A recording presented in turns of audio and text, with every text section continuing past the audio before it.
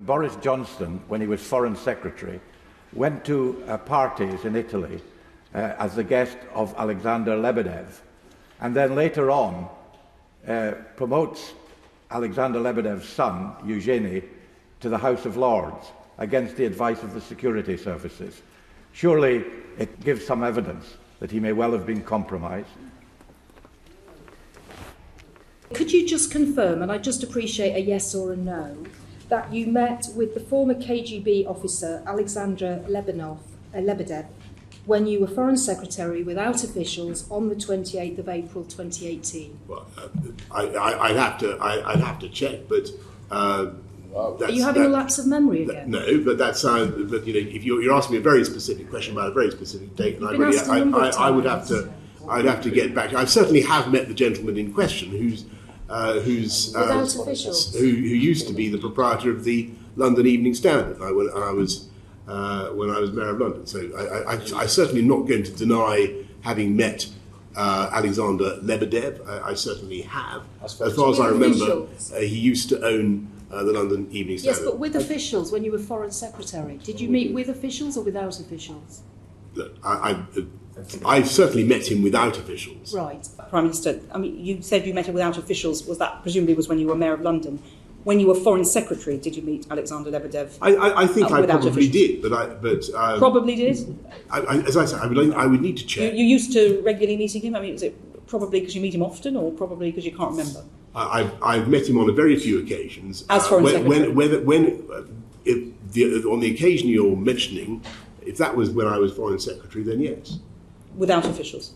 Yes, and that makes sense. Did you report to your officials that you had met him?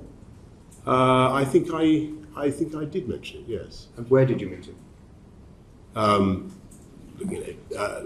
I met him in Italy, as it happens, but I really,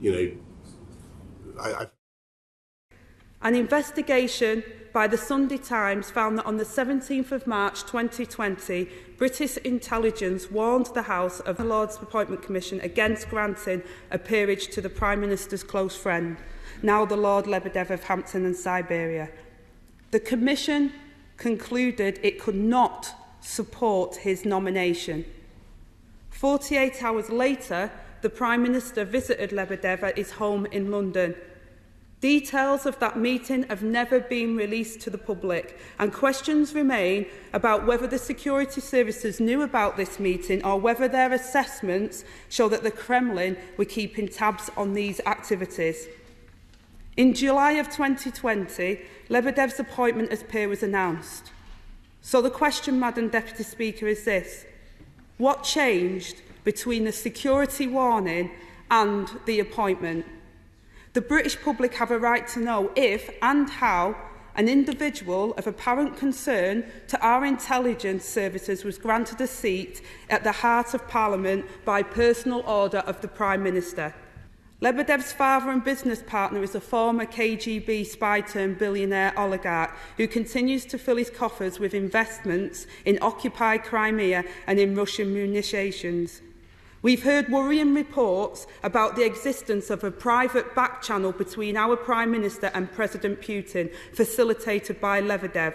The Prime Minister seems to be more interested in attending parties with Russian billionaire mates than listening to the concerns of the British security services. I'd suggest we look no further than what's revealed in the Intelligence and Security Committee of Parliament's Russia report, which warned that there was credible open-source evidence of attempted Russian interference in UK elections.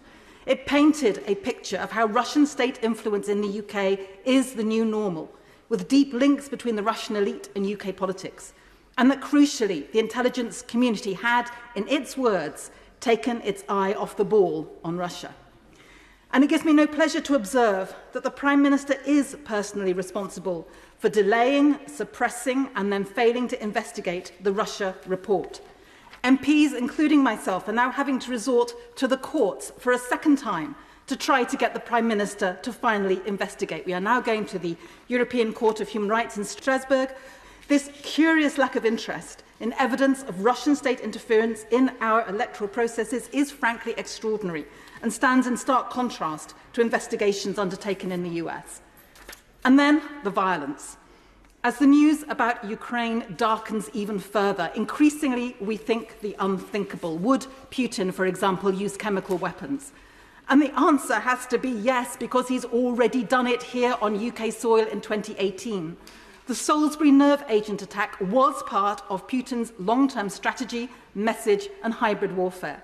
The amount of nerve agent found in the bottle that was used against the Skripals and which killed 𝗕𝗘𝗧 was enough to kill several thousand people. Putin wanted us to know that he is prepared to use any weapon. And when he sent a weapons-grade nerve agent to Salisbury, that was a military operation and seen as an attack on NATO. Now, as a result, there was far-reaching international cooperation, including sanctions, and our then Foreign Secretary and now Prime Minister met NATO foreign ministers in Brussels for a crucial, highly sensitive meeting about Russia in the wake of that chemical attack on UK soil.